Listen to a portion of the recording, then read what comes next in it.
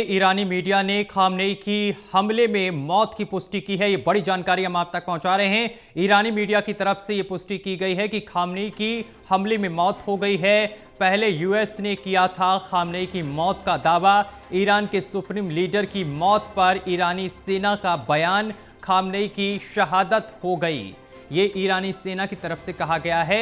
Iran में 40 दिन के शोक का ऐलान भी किया गया है। ये बड़ी जानकारी हम आप तक पहुंचा रहे हैं। ईरान में 40 दिन के शोक का ऐलान भी किया गया है। सबसे पहले यूएस ने इसकी पुष्टि की थी और इस खबर पर अधिक जानकारी के साथ हमारे संवाददाता विशाल सिंह हमारे साथ जुड़ गए हैं। विशाल, अब ईरानी मीडिया ने भी पुष्टि कर दी है कि खामनेई की हमले में मौत हुई है।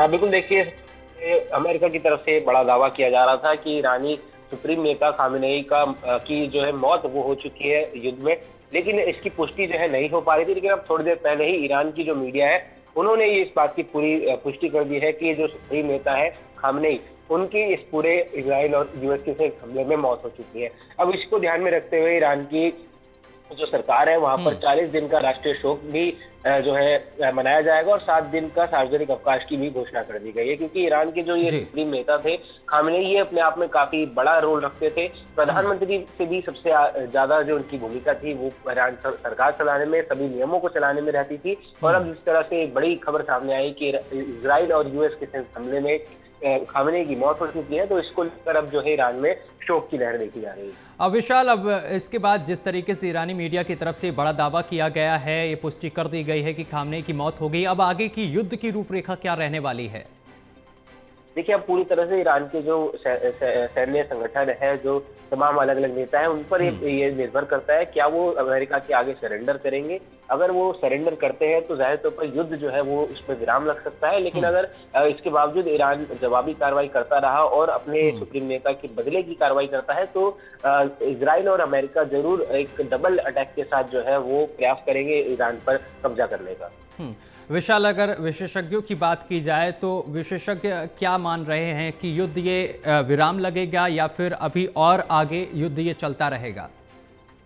देखिए, विशेषज्ञों का भी यही मानना है कि अब पूरी तरह से इसकी निर्भरता जो है डोनाल्ड ट्रंप के हाथों में है और ईरान के नेताओं के हाथों में है। अगर दोनों देश आपस में समन्वय बिठाते हैं और शांतिपूर्वक बात करते हैं तो जरूर इसका हल निकल सकता है। जो मासूम जाने लगातार जा रही हैं इसके चलते वो रुक जाएंगी, लेकिन अभी कुछ भी कह पाना मुश्किल है, क्योंकि अपने ईरान ने अपने एक सुप्रीम नेता को खोया है, तो इसका बदला जरूर कहीं ना कहीं ईरान के जो नेता है वो लेना चाहेंगे। फिलहाल अभी तक कोई जवाबी कार्रवाई जो है इसको लेकर देखने को नहीं मिली है, क्योंकि ईरान पहले से ही मिसाइल हमलों से दहला हुआ है। तो अगर ईरान कुछ तैयारी करता भी है तो अमेरिका और इजराइल के पास इतनी पावर है, इतनी क्षमता है कि वो ईरान का जो है मुंह तोड़ जवाब दे सके। तो अब ये पूरा फैसला जो है नेताओं के हाथ में है कि युद्ध को विराम लगेगा या फिर जारी रहे।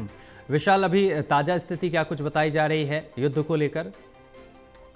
देखिए, फिलहाल अभी ताजा स्थिति की बात करें तो मिडिल ईस्ट में शांति जो है वो नहीं बनी हुई है, क्योंकि जो हमले हुए हैं उनसे लगातार माहौल बिगड़ा हुआ है। कई इमारतें ध्वस्त हुई हैं और एयरपोर्ट्स के आसपास भी जो है हमले दागे गए, जिस वजह से कई फ्लाइट्स रद्द हुई हैं और कई दूसरे देश के नागरिकों को भी जो है गंभीर रूप से चोटें आई हैं।